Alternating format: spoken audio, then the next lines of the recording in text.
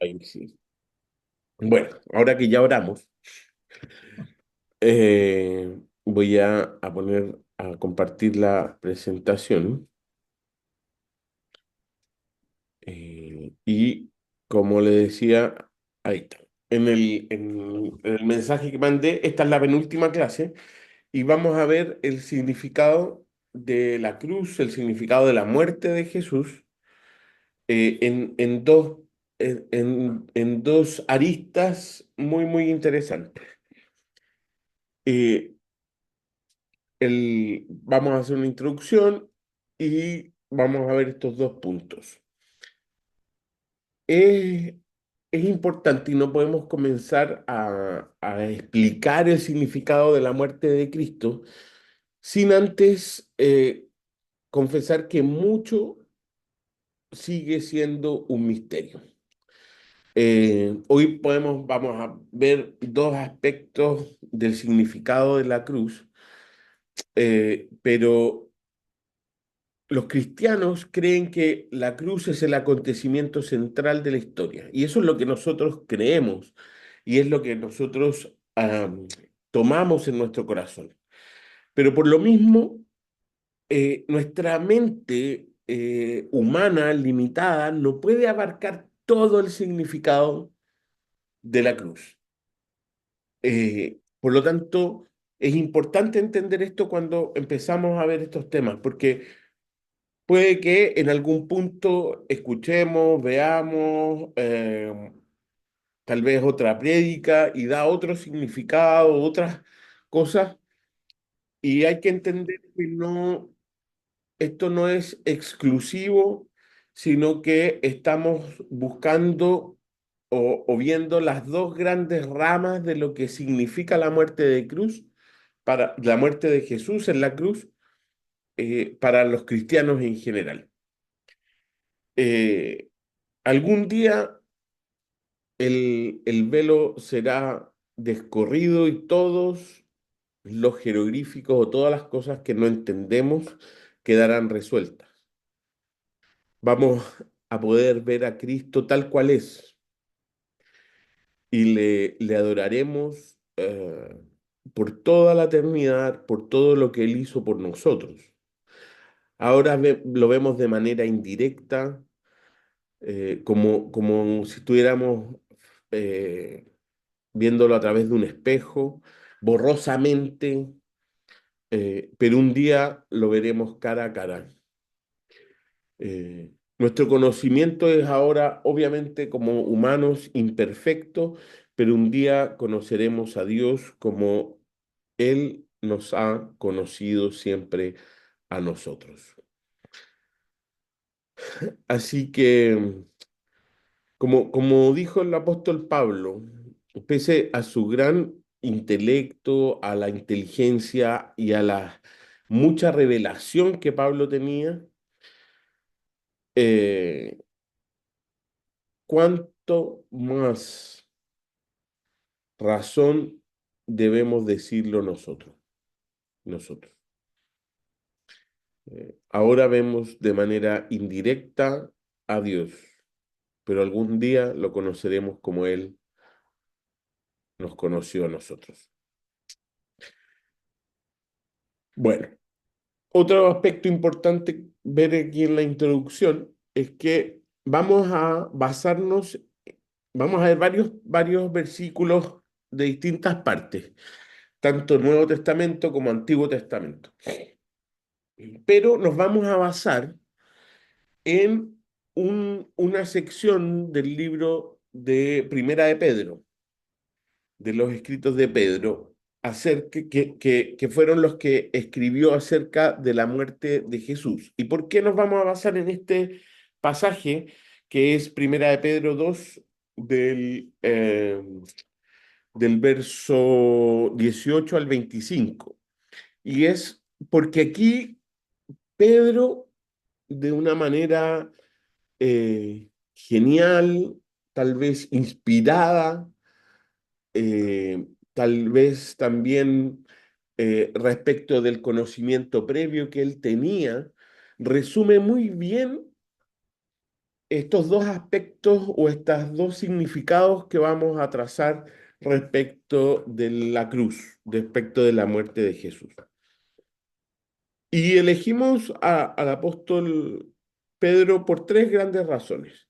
La primera es que Pedro era miembro de ese círculo de apóstoles que se relacionaba íntimamente con Jesús. Pedro, Santiago y Juan formaban un trío que disfrutaba de un compañerismo muy, muy estrecho con Jesús, más que el resto de los 12 apóstoles. Pedro estaba en excelentes condiciones para captar lo que Cristo pensó y enseñó acerca de sí mismo, de su muerte. Y en esta primera carta encontramos varios claros recuerdos de las enseñanzas de su maestro.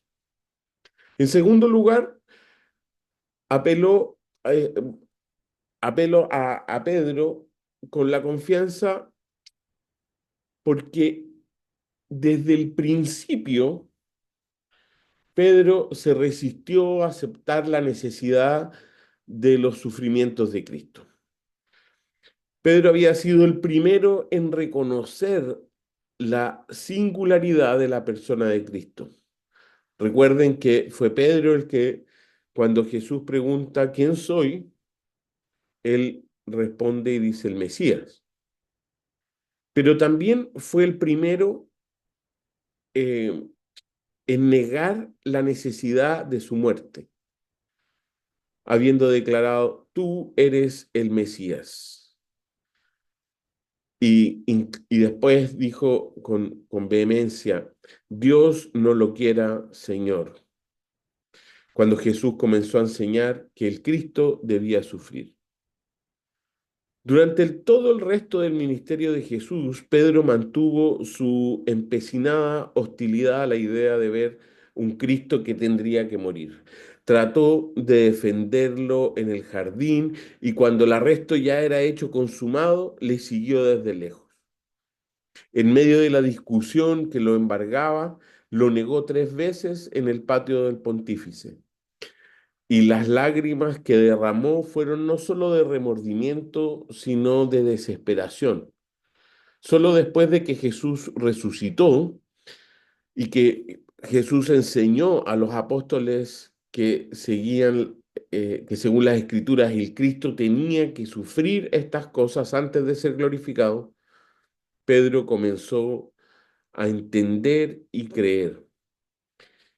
Y a las pocas semanas, Pedro comenzó a, y se aferró tan firmemente a esa verdad que pudo hablar a multitudes rendidas en el atrio del Templo de Jerusalén y decirles que Dios cumplió de ese modo lo que antes había anunciado por medio de todos sus profetas, que el Mesías tenía que morir. Estos relatos de Pedro, estas enseñanzas de Pedro o sermones de Pedro, los podemos encontrar en el capítulo 3 de Hechos. Y lo hablábamos la vez pasada, como un hombre pescador y la muerte de Jesús y la resurrección de Jesús, después de todo el desánimo, después de todo, de justamente en este aspecto de que Pedro negara la necesidad de Jesús de sufrir en la cruz, posteriormente es transformado y entiende, cree, ¿cierto?, que el Mesías tenía que morir y lo proclama a multitudes. Su primera carta contiene varias referencias a los sufrimientos y gloria de Cristo. Es posible que nosotros también vacilemos en admitir la necesidad de la cruz y seamos lerdos para profundizar en su significado. Pero si alguien puede persuadirnos y enseñarnos acerca de la muerte y resurrección y el significado de esto, es el apóstol Simón Pedro.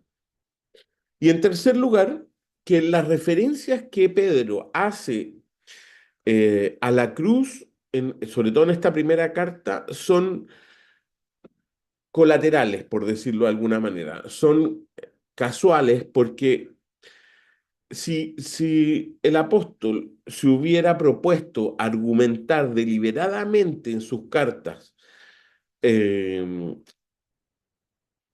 la muerte de Jesús o su significado, podríamos sospechar de que podría ser tendencioso o podría estar cargado un poco por ese intento de demostrar y de enseñar esa doctrina, pero sus alusiones tienen que ver más con la ética que con la doctrina. Son alusiones más éticas respecto del operar del cristiano que de las doctrinas que se imparten por esto.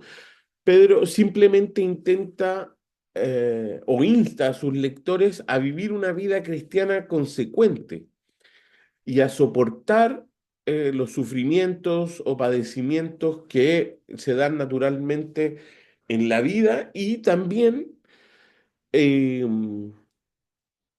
por el seguir a Cristo y abrazar la cruz. Bajo esa perspectiva, entonces, el primer significado que le podemos dar a la cruz tiene que ver con un contexto para el cristiano, ¿ya? Y no sé si, hermana, tiene por ahí a mano su Biblia y podemos leer Primera de Pedro del 2, o sea, 2 del 18 al 25. Ya. Por amor al Señor, respeten a toda autoridad humana, ya sea al rey como jefe de Estado, a los funcionarios que él ha nombrado, pues a ellos el rey los ha mandado a que castiguen a aquellos que hacen el mal y a que honren a los que hacen el bien. La voluntad de Dios es que la vida honorable de ustedes haga callar a la gente ignorante que los acusa sin fundamento alguno, pues ustedes son libres, pero a la vez son esclavos de Dios. Yo creo, hermana, Así que que no está no. leyendo el versículo que necesita. Ah, estoy del 13, del 18, ya. Primera de Perdón, Pedro. ya. Pensé que era otra versión. Ya. Ustedes, los que son esclavos, deben aceptar la autoridad de sus amos con todo respeto. Hagan lo que ellos les ordenan, no solo si son bondadosos y razonables, sino también si son crueles. Pues Dios se complace en ustedes cuando hacen lo que saben que es correcto y sufren con paciencia cuando reciben un trato injusto. Es obvio que no hay mérito en ser paciente si a uno lo golpean por haber actuado mal, pero si sufren por hacer el bien y lo soportan con paciencia, Dios se agrada de ustedes, pues Dios los llamó a hacer lo bueno, aunque eso signifique que tengan que sufrir, tal como Cristo sufrió por ustedes. Él es su ejemplo y deben seguir sus pasos. Él nunca pecó y jamás engañó a nadie. No respondía cuando lo insultaba, ni amenazaba con vengarse cuando sufría. Dejaba su causa en manos de Dios, quien siempre juzga con justicia. Él mismo cargó nuestros pecados sobre su cuerpo en la cruz, para que nosotros podamos estar muertos al pecado y vivir para lo que es recto. Por sus heridas, ustedes son sanados. Antes eran como ovejas que andaban descarriadas, pero ahora han vuelto a su pastor, al guardián de sus almas. Perfecto. Bien, si analizamos los versos 18, 19, 20 y 21, nos damos cuenta que aquí hay un llamado casi que para nosotros es difícil de entender. dice, siervos estén sujetos a sus amos con todo respeto. Para nosotros a veces es natural entender esto de manera desde la jerarquía, desde lo que nosotros vivimos diariamente, el trabajo y cómo nuestra sociedad está puesta. Pero fíjense que Pedro está escribiendo en una época en donde habían esclavos, donde habían siervos, donde habían esta subordinación para nosotros en esta época injusta y donde no había existía libertad. Y, y Pedro está haciendo un llamado a los esclavos que están siendo perseguidos. Aquí hay que entender que la trascendencia del mensaje de Cristo eh, empieza a entrar en la sociedad, no solo en las élites de la sociedad, o las élites de la sociedad, sino que también en lugares de difícil acceso como la esclavitud. Y Pedro está haciendo un llamado a los esclavos que por alguna razón están siendo oprimidos de manera eh, injusta. El consejo de Pedro es directo. Si los esclavos cristianos son maltratados, deben asegurarse de que lo que reciben no sea el castigo de lo que merecen. Es decir, no es ningún crédito recibir azotes por haber hecho mal. Era normal. Más bien deben sufrir por causa de la justicia y recibir el reproche en nombre de Cristo. No deben ofrecer resistencia y menos desquitarse. Deben someterse. El sobrellevar sufrimientos injustos pacientemente cuenta con la aprobación de Dios. Y de inmediato la mente de Pedro vuela a la cruz y dice, el sufrimiento inmerecido parte de la vocación cristiana. Porque dice, ya que Cristo sufrió por ustedes dándoles un ejemplo para que sigan sus pasos. Cuando entendemos el contexto en el que esto se está diciendo, para nosotros en el siglo XXI parece eh, muy, ¿cómo llamarlo? Injusto, pero atroz, atroz, porque eh, se está viviendo en ese contexto histórico, se está viviendo la hostilidad del emperador Nerón, perdón, hacia la iglesia cristiana que estaba surgiendo y el corazón de muchos cristianos desfallecían por el terror y el temor de cosas como esta.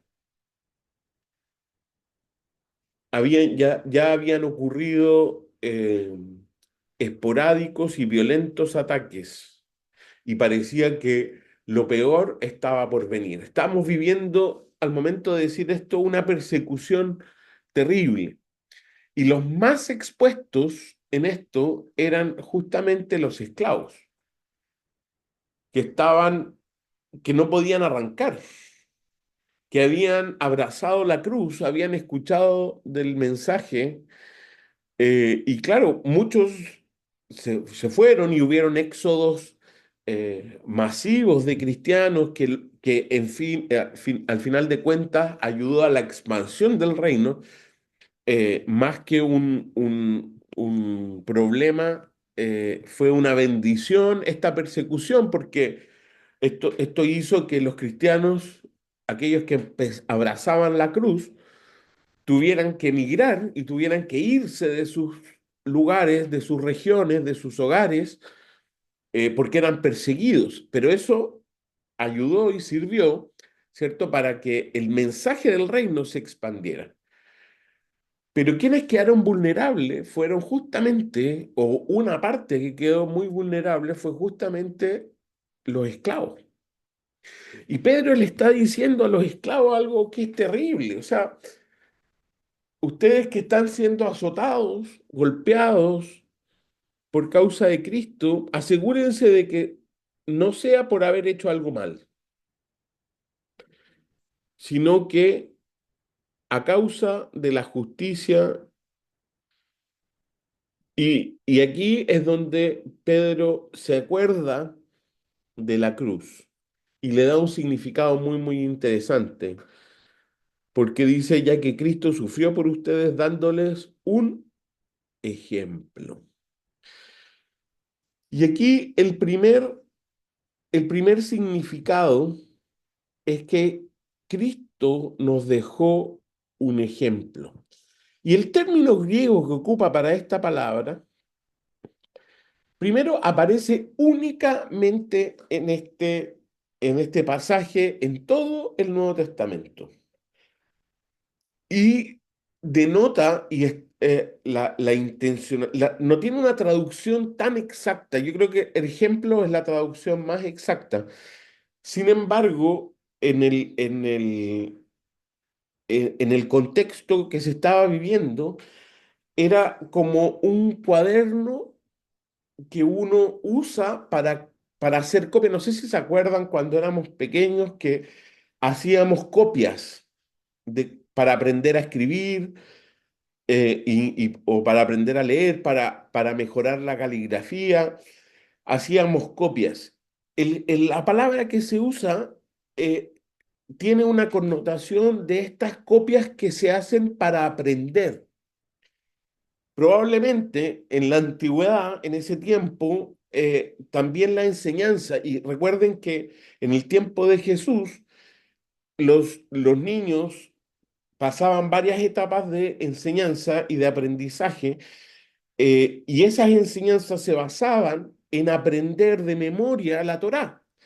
Los más pequeños debían aprender el Pentateuco, los 5 primeros libros en ese tiempo la Biblia, pero la Torá en ese momento.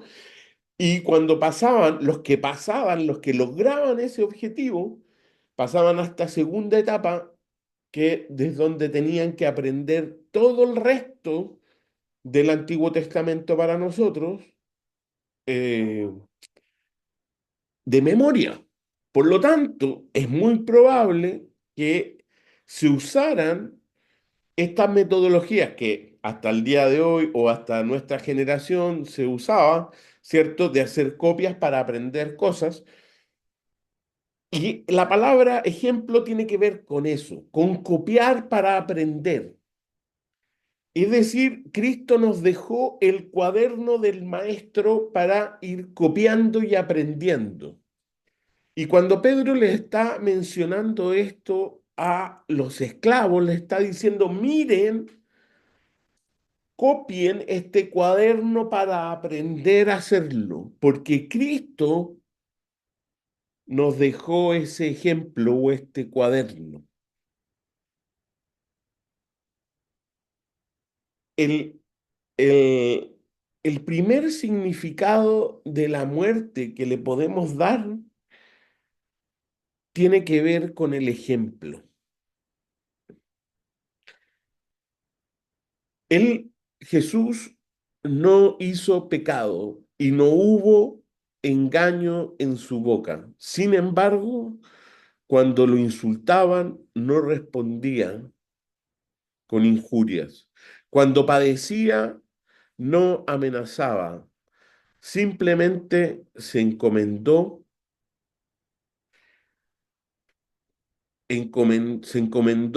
a sus atormentadores o encomendó a sus atormentadores al justo juez de toda la humanidad, a Dios. Cristo nos dejó un ejemplo. El, el-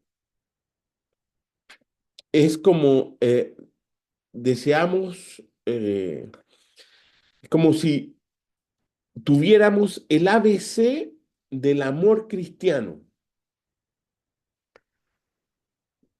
Y esto nos muestra y nos enseña que debemos trazar nuestra vida según el modelo del amor de Jesús.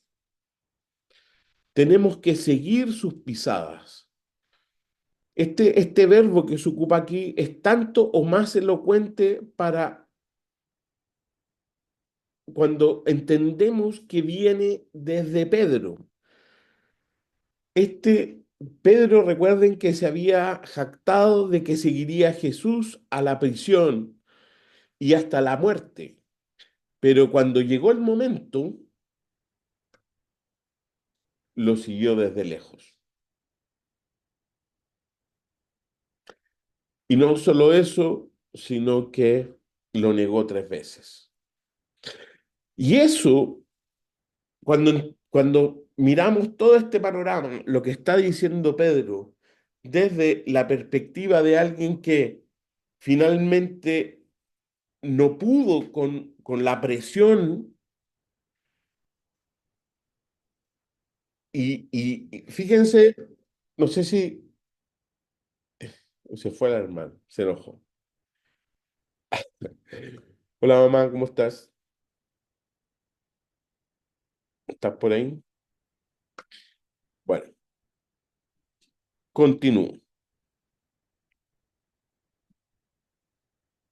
Cuando entendemos que, que quien está diciendo esto dijo que seguiría a Jesús hasta la prisión o hasta la muerte, finalmente lo sigue desde lejos y no solo eso, sino que lo niega 3 veces, la culpa que siente es tan grande que Jesús mismo resucitado debe restaurarlo y renovar su llamado y darle la comisión para la cual empleó sus tan familiares palabras. Tú sígueme.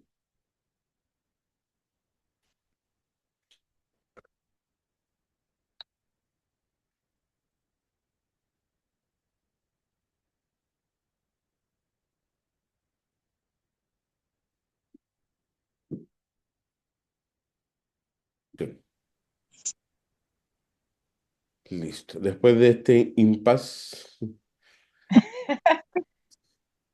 seguimos. Vamos a compartir. Bien, como les decía, cuando entendemos y vemos estas palabras desde la perspectiva de Pedro, que Pedro las está diciendo, Pedro le promete a Jesús que lo seguiría a la prisión o hasta la muerte, sin embargo, lo sigue desde lejos, oculto, y además lo niega 3 veces. Está en la culpa que Jesús mismo, resucitado, debe renovar el llamado y la comisión para la cual lo tenía preparado.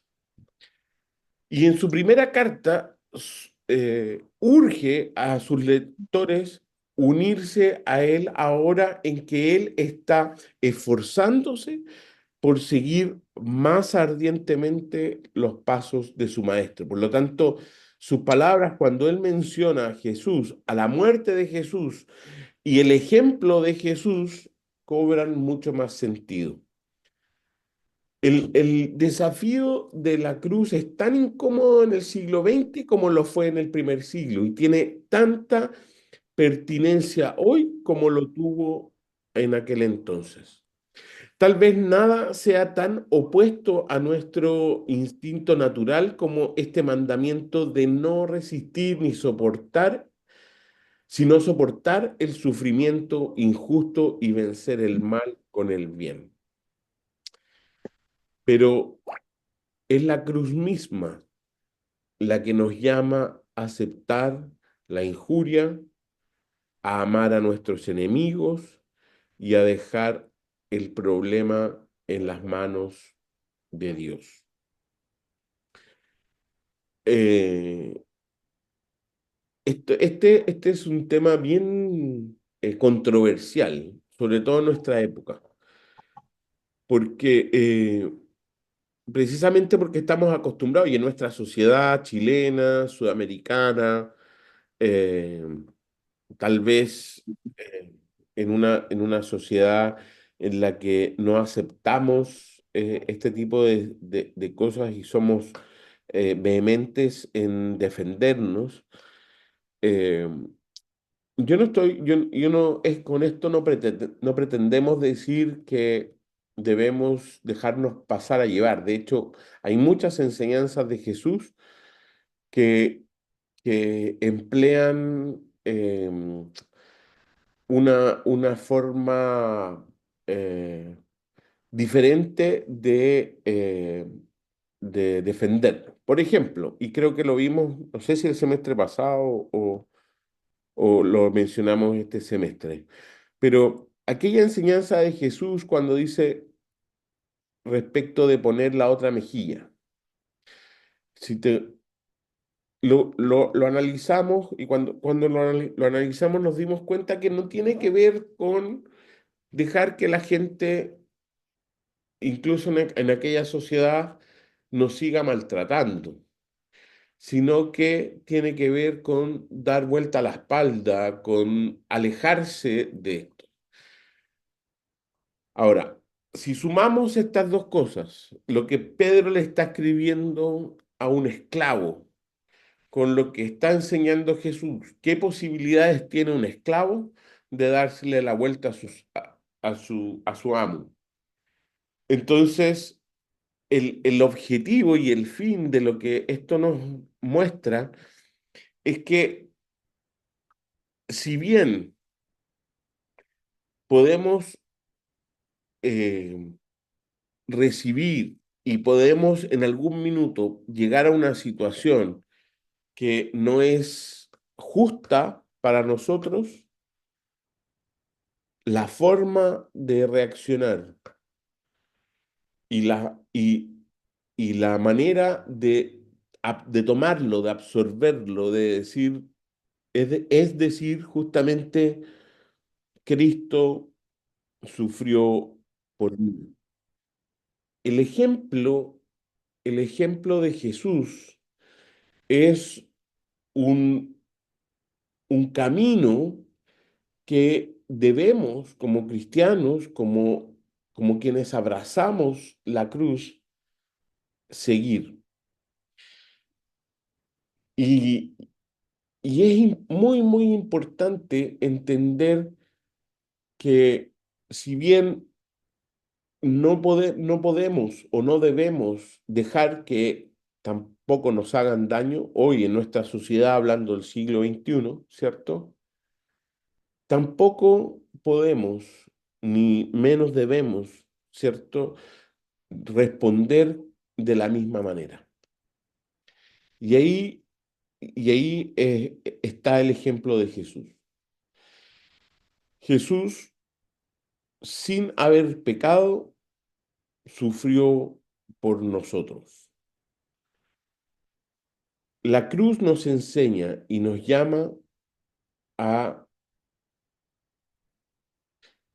aceptar la injuria, a amar a nuestros enemigos y a dejar todo el problema en manos de Dios.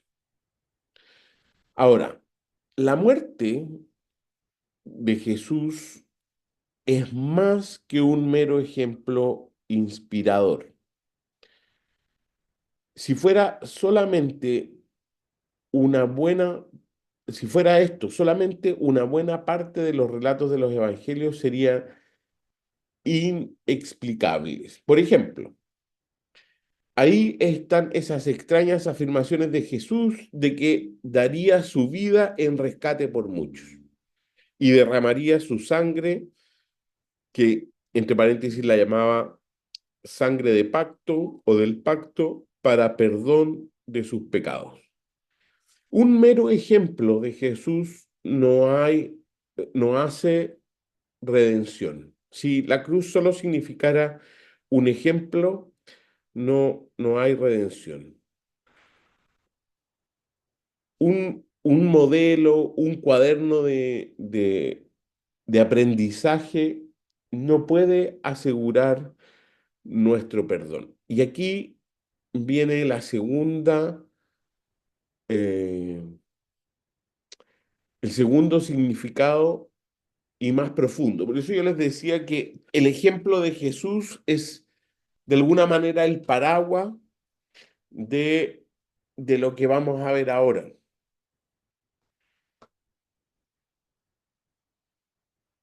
de del significado más profundo de la cruz.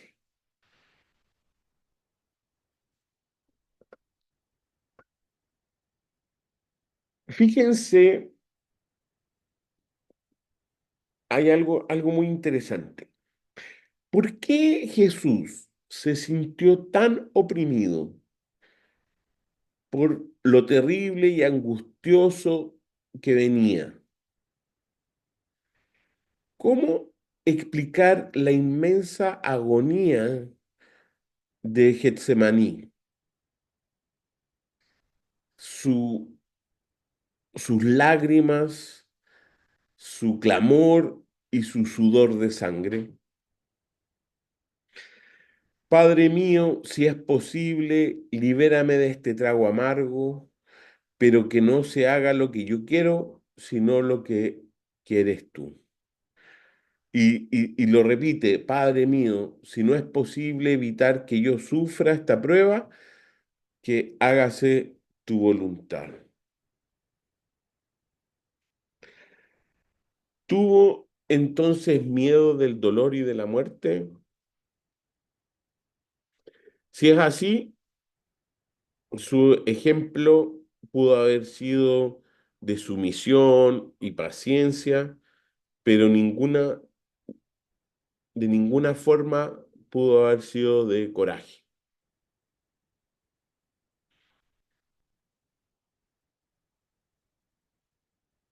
¿Y qué significado tuvieron entonces las densas tinieblas que cubrieron la tierra, el grito de desamparo y la partición del velo del templo de Jerusalén de arriba abajo? Todas estas cosas carecerían de significado si Jesús murió solo para darnos un ejemplo.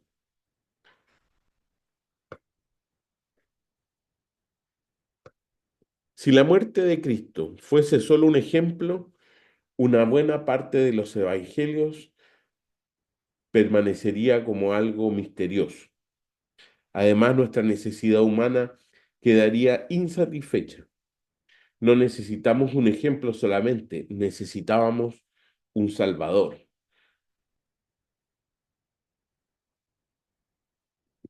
Y, hay tres frases o versículos de Pedro, sí, bien digo, de Pedro, de Pablo y de Juan, que hablan y vinculan la muerte de Cristo con lo que la humanidad necesitaba. Dice Pablo en Primera Corintios, porque yo les entregué en primer lugar lo mismo que recibí. ¿Y qué fue lo que recibió? Que Cristo murió por nuestros pecados conforme a las Escrituras. Pedro, porque también Cristo murió por los pecados una sola vez, el justo por los injustos, para llevarnos a Dios, muerto en la carne, pero vivificado en el Espíritu.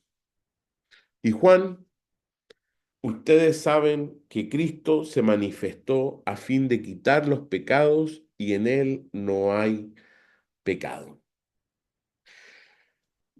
La muerte de Cristo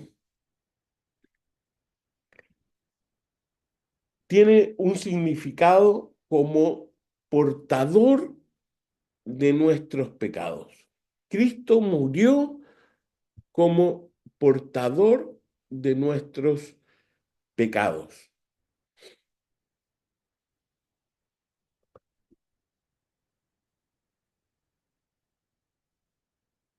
La frase que Pedro usa en su carta, en el capítulo 2 verso 24, para describir la relación entre la muerte de Cristo y nuestro pecado, es esta. Cristo mismo llevó nuestros pecados en su cuerpo sobre la cruz. Y esto de llevar el pecado tiene para nosotros un sonido a veces extraño y para entenderlo tenemos que ir y mirar el Antiguo Testamento.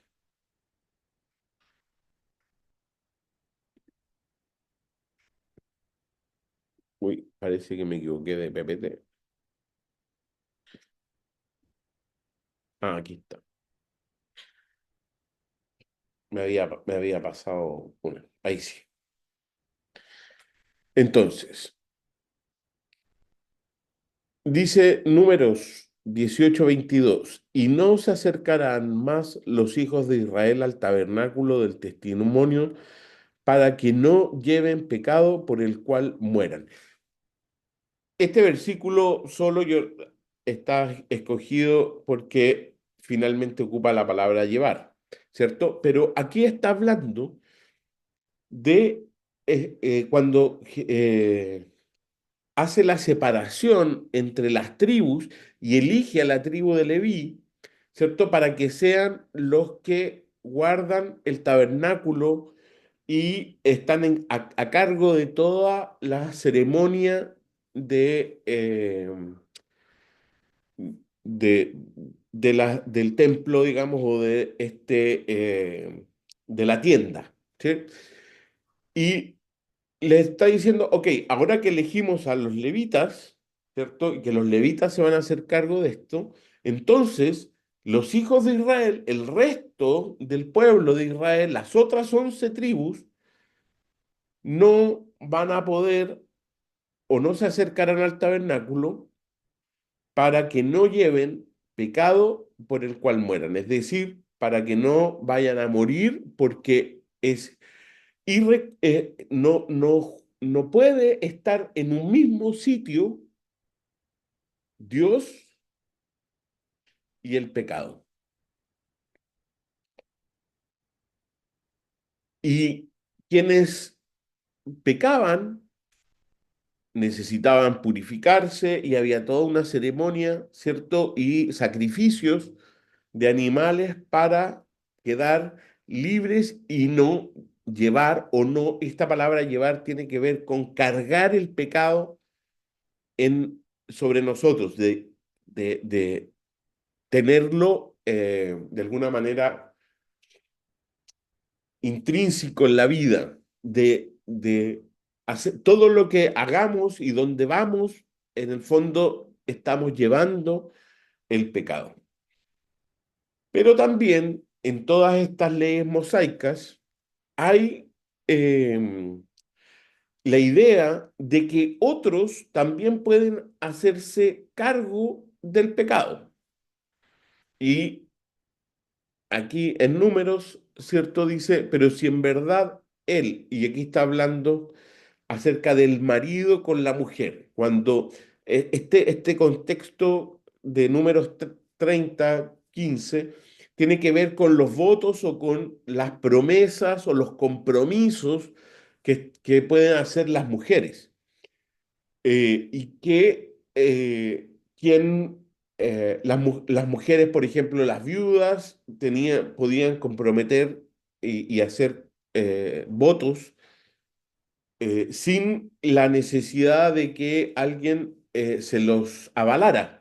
Pero otras mujeres, las jóvenes, por ejemplo, debían hacerlo y sus padres debían avalar o anular la promesa o lo que estaban, el voto que estaban dando. Y las mujeres casadas también debían hacerlo con su marido. Su marido era quien anulaba o dejaba, ¿cierto?, el voto. Entonces, en esta parte del versículo dice, pero si en verdad él, o sea, el marido, los anula después de haberlo oído, entonces él llevará la culpa de ella. Es decir, que si la mujer tiene algún compromiso, Y el marido escucha esto y no lo anula en el momento, sino que después, entonces, y esto no se cumple o no es verdadero o dice la palabra, el texto ocupa la palabra tontería, entonces el que es culpable no es la mujer que hizo la promesa, que dio el voto, etcétera, sino que es el hombre, el marido. Él llevará la culpa, a él se le cargará. Por lo tanto, la ley mosaica, esto yo sé que es a veces un poco tedioso, pero es súper necesario entenderlo. En primer lugar, plantea que no puede convivir Dios con el pecado. Cualquier persona que lleva el pecado y se acerca a Dios de manera, en ese entonces, de manera física, entonces moriría instantáneamente. Y ocurrió muchas veces. Pero por otro lado, también estaba esto de que por culpa de unos, otros llevarían el pecado, cargarían con el pecado, con esta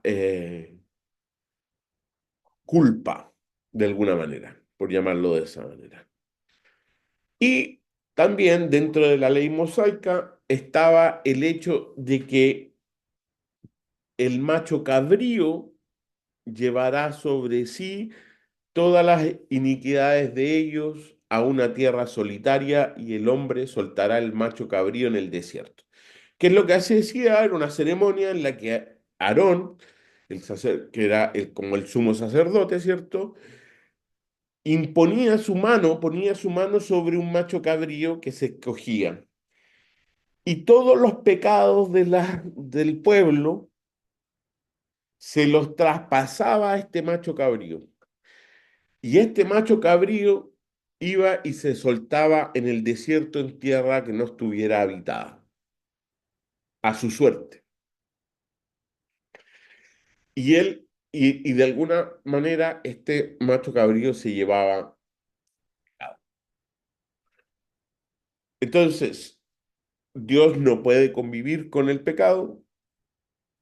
El ser humano, en esto, algunos llevan el pecado de otros, no necesariamente cada uno como ser humano asume su responsabilidad, al menos en la ley mosaica. Y por otro lado, existen ritos y situaciones en las cuales le traspasamos el pecado a otros. En este caso, un macho cabrío. Y se suelta, se deja en el desierto. Eh, Estas tres figuras se juntan y convergen en la figura de Jesucristo. Y ustedes dirán, pero ¿cómo si Jesucristo es Dios y el pecado no puede convivir con Dios? Partamos por ahí. Y fíjense cómo Jesús, cuando está en la cruz, dice algo que muchas veces es poco entendible y muchos autores, escritores en algún punto han mencionado eh, que Jesús estaba delirando. Pero aquí hay un fundamento muy, muy interesante. Y dice Jesús agonizando, Dios mío, ¿por qué me has abandonado? Y si nosotros buscamos en la Biblia, lo que está haciendo Jesús no es una frase de él, sino que es el primer versículo del Salmo 22. Posiblemente Jesús había estado meditando mientras agonizaba sobre esta descripción de los sufrimientos y la gloria de Cristo y sobre todo de su misión, de qué es lo que él venía a hacer. Y, y Pedro lo grafica muy bien en el texto, en segunda de Pedro, cuando dice, primero, él no cometió pecado, ni negó, ni engañó a nadie, ni engaño hubo en su boca. Y dice, él mismo llevó nuestros pecados en su cuerpo sobre la cruz. ¿Por qué Jesús citó este versículo? ¿Por qué no citó uno de los versículos que tal vez pudo haber entregado un mensaje de triunfo? Porque finalmente en la cruz él triunfaría y cumpliría lo que su padre le había enviado. ¿Por qué no tomó, por ejemplo, el versículo 23 que dice, ustedes los que honran al Señor, alábenlo? O el 28 que dice, el Señor es el Rey. Sin embargo, dice, Dios mío, ¿por qué me has abandonado? ¿Qué es lo que estaba llevando Jesús en sus hombros a esa cruz? ¿Su propio pecado? No, el pecado de toda la humanidad. Y fíjense que aquí hay una paradoja. Jesús, siendo Dios mismo, hecho hombre, carga con el pecado de toda la humanidad. Jesús utiliza, citó este versículo de las Escrituras porque entendió que se estaba cumpliendo en él.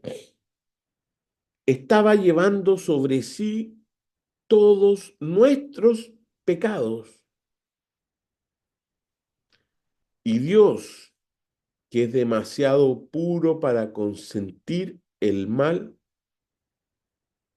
y que no puede contemplar con agrado la iniquidad, escondió de él, de Jesús, su rostro. En ese momento, nuestros pecados se interpusieron entre la relación del Padre y el Hijo. El Señor Jesucristo, que estaba eternamente con el Padre y gozaba de comunión ininterrumpida con Él durante toda su vida en la tierra, fue abandonado momentáneamente.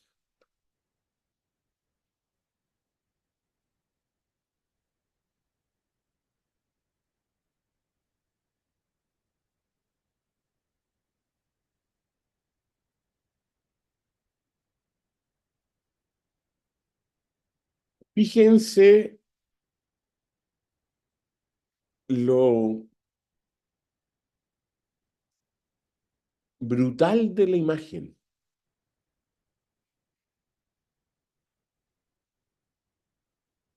Nuestros pecados enviaron a Jesucristo al infierno. Él saboreó el tormento del alma separada de Dios.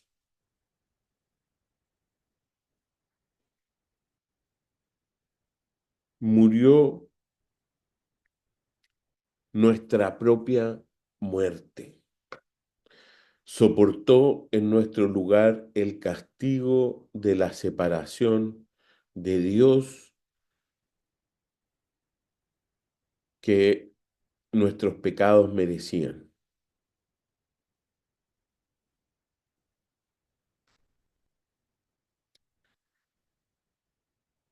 Jesús, cuando dice Dios mío, ¿por qué me has abandonado? Está viviendo en carne propia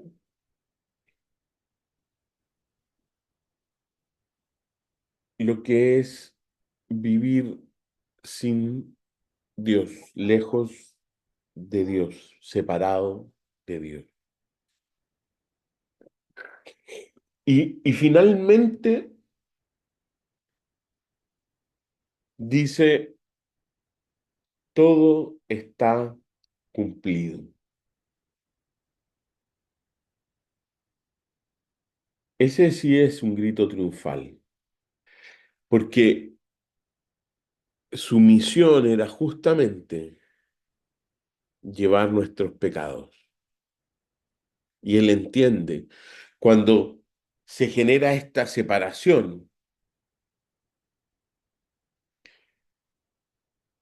cuando experimenta esta separación de Dios, entiende, se da cuenta y expresa que cumplió lo que Dios le había encomendado aquí en la tierra.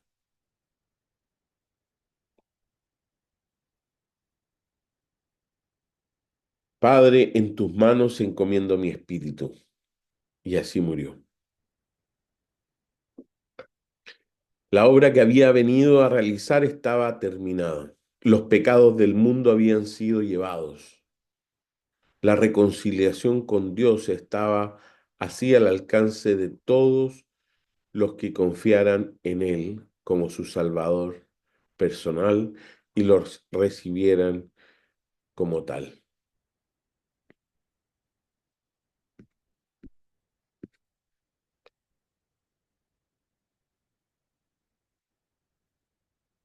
Inmediatamente, cuando ocurre esto, como para demostrar públicamente esta verdad, la invisible mano de Dios rasgó el velo del templo de Jerusalén.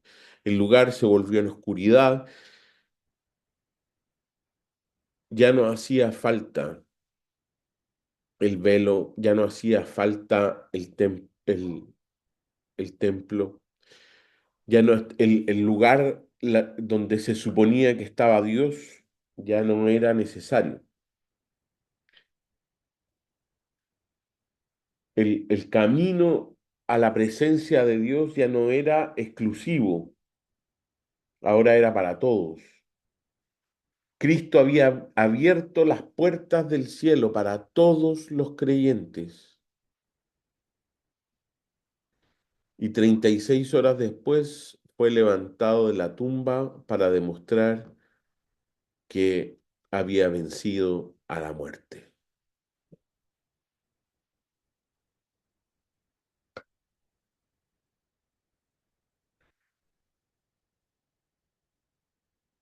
Fíjense cómo el texto de Pedro, de segunda de Pedro, lo grafica.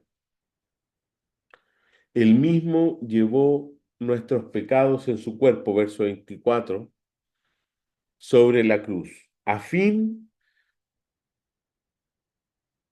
de que muramos al pecado y vivamos a la justicia.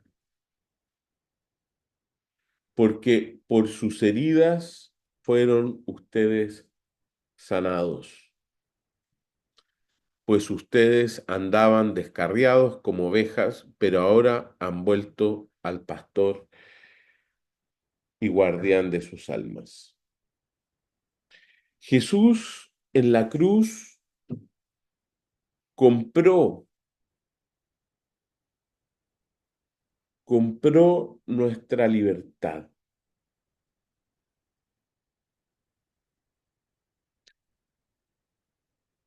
Se dice que el hecho de que Él llevara nuestros pecados y sufriera nuestro castigo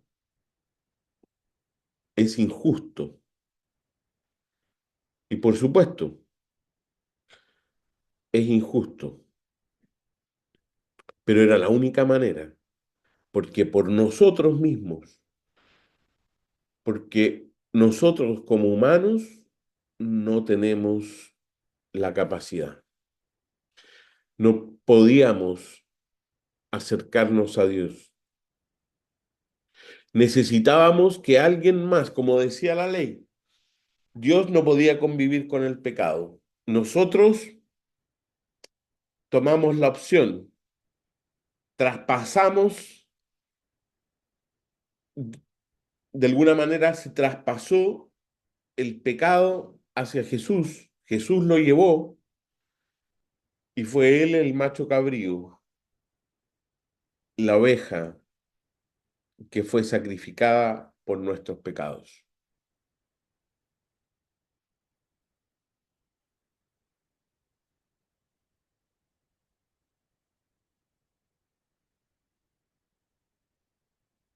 Sobre todo no podemos olvidar que todo esto es la obra de Dios y procede de su misericordia inimaginable. No debemos imaginar que Jesús es un tercero que arrebata nuestra salvación de la mano de un Dios que no quiere salvar, sino que todo lo contrario. La iniciativa fue del mismo Dios. En Cristo, Dios estaba reconciliando consigo mismo al mundo.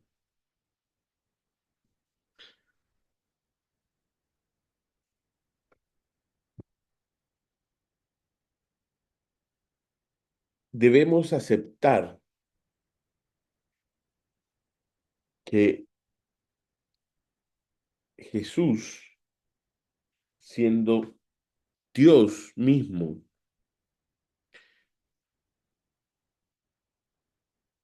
llevó nuestros pecados, pagó por nosotros y fue puesto en esa cruz en nuestro lugar.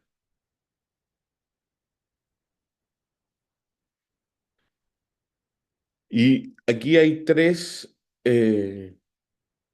consideraciones que Pedro nos quiere dejar. Primero, afirma que Cristo llevó nuestros pecados en su cuerpo sobre el madero. No hay lugar a dudas de que usa la palabra deliberadamente tal como lo hizo en sus primeros sermones registrados en Hechos, como por ejemplo cuando dijo, el Dios de nuestros antepasados resucitó a Jesús, el mismo a quien ustedes mataron colgados en la cruz. Sus oyentes judíos no habían tenido dificultad en comprender la alusión del orador de Deuteronomio o a Deuteronomio 21-23, donde dice, maldito por Dios es el colgado. El hecho de que Jesús terminara su vida colgado en un madero, puesto que para los judíos el ser clavado a una cruz equivalía a ser colgado en un madero, significó que estaba bajo la maldición divina. Lejos de repudiar esta idea, los apóstoles la aceptaron. Pablo la explica en Gálatas diciendo, eh, maldito sea el que no cumple fielmente todo lo que está escrito en el libro de la ley. Esto lo dice Deuteronomio. Cuando dice que en Deuteronomio aparece esto, maldito sea el que cumple fielmente todo lo que está escrito, que no cumple fielmente todo lo que está escrito en la ley. Pero, dice Pablo, pero Cristo nos rescató de la maldición de la ley, haciéndose maldición él mismo por causa nuestra. El significado de estos versículos en su contexto es claro e ineludible. La justa maldición contra los transgresores a causa de su quebramiento de la ley fue transferida a Jesús sobre la cruz. Él nos libró de la maldición tomándola sobre sí mismo cuando murió. Y fíjense, porque yo les decía que Pedro resume muy bien, que tal vez tomó de las enseñanzas de Jesús, pero también toma el Antiguo Testamento. Hagamos un paralelo entre este texto, Primera de Pedro, y Isaías 53. Si ustedes se fijan, versículo 22 de Pedro, de Primera de Pedro 2, dice, el cual no... aquí están solo ciertas, no está el versículo completo, ojo con eso. El cual no cometió pecado ni engaño alguno se halló en su boca. Isaías 53, verso 9 dice, aunque no había hecho violencia o no había pecado, ni había engaño en su boca. Qué coincidencia, ¿no? Verso 23 de Segunda de Pedro. ¿Y quién cuando lo ultrajaban no respondía ultrajando? Isaías fue despreciado y desechado a los hombres, de los hombres, perdón. Primera de Pedro 2, versículo 24. Él mismo llevó nuestros pecados en su cuerpo sobre la cruz, a fin de que muramos al pecado y vivamos a la justicia, porque por sus heridas fueron ustedes sanados. Verso 12 de Isaías 53. Llevó el pecado de muchos e intercedió por los transgresores. Verso 5. Y por sus heridas hemos sido sanados. Primera de Pedro 2, verso 25. Pues ustedes andaban descarriados como ovejas. Isaías 53, verso 6. Todos nosotros nos descarriamos como ovejas. Y con esto no estoy diciendo que Pedro vino a copiar Isaías 53, sino que lo que quiero plantear es lo siguiente. Desde Génesis hasta Apocalipsis, toda la escritura se trata de esto. Se trata de la redención del ser humano a través de la muerte y del sufrimiento de Jesucristo. Todo el hilo conductor, lo vimos la semana pasada, el hilo conductor que hay en toda la Biblia es Jesucristo y su misión, que es llevar el pecado del ser humano en esa cruz, para posteriormente vencer la muerte y de esa manera nosotros tener acceso a la salvación y al perdón de los pecados.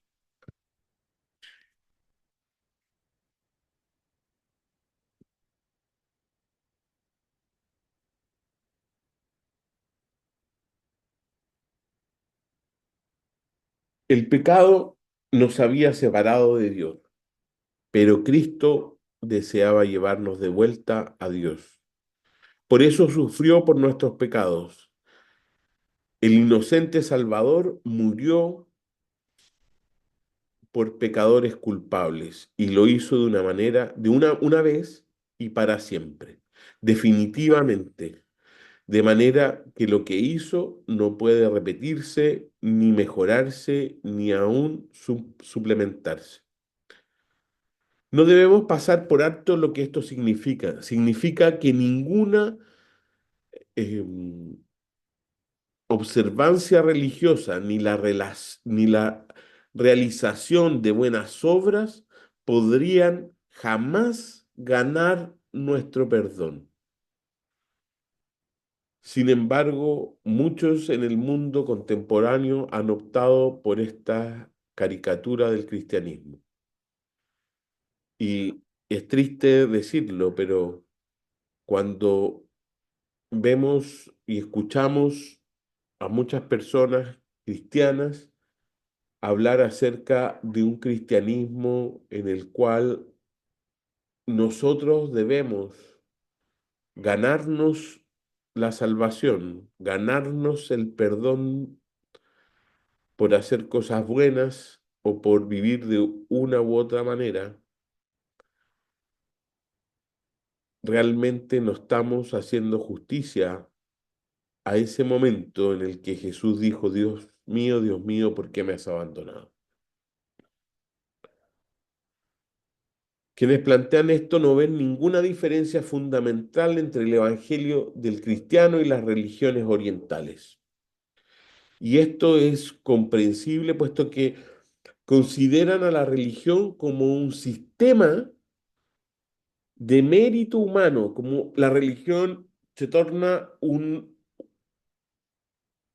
sistema en el cual nosotros entramos y a través de cosas que podemos ir haciendo nos vamos ganando la salvación. Como pensando en un ejemplo muy gráfico, los musulmanes que tienen que una vez en la vida al menos hacer la peregrinación a la Meca para ganarse el cielo, para ganarse la salvación.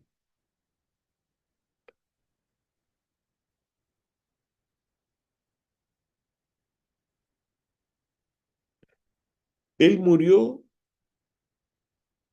para expiar nuestros pecados por la sencilla razón de que nosotros no podemos expiarlos por nuestra cuenta. Si pudiéramos hacerlo, la expiación hecha por Cristo sería una redundancia. Afirmar que podemos alcanzar el favor de Dios por nuestro propio esfuerzo es insultar la obra de Jesucristo, puesto que equivale a decir que podemos arreglárnoslas por nosotros mismos o sin Él, que no era necesario que muriera. Pablo dice en Gálatas 2:21, si obtuviera la justicia por medio de la ley, Cristo habría muerto inútilmente.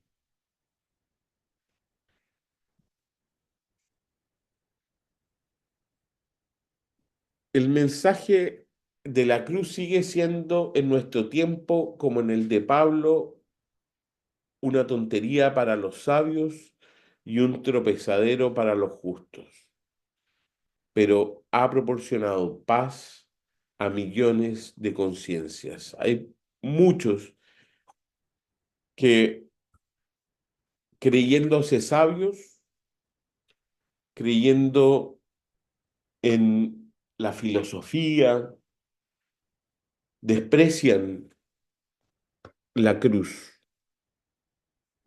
Sin embargo, para muchos de nosotros, la cruz nos ha dado la paz. Todos aquellos que abrazamos la cruz podemos decir, hay santidad por medio de las heridas de Cristo, vida por medio de su muerte, perdón por medio de su dolor y salvación por medio de su sufrimiento y resurrección. Por lo tanto, la cruz es y la vida, ¿cierto?, de Jesús, incluyendo la cruz, su muerte, el significado de todo esto, es un ejemplo para nosotros en todos los aspectos, en nuestro cuaderno de copias para aprender. Pero por otro lado, el significado de la cruz tiene que ver y principalmente conlleva el perdón de nuestros pecados. Es Jesús llevando nuestros pecados a la cruz para que nosotros podamos ser perdonados y reconciliarnos con Dios.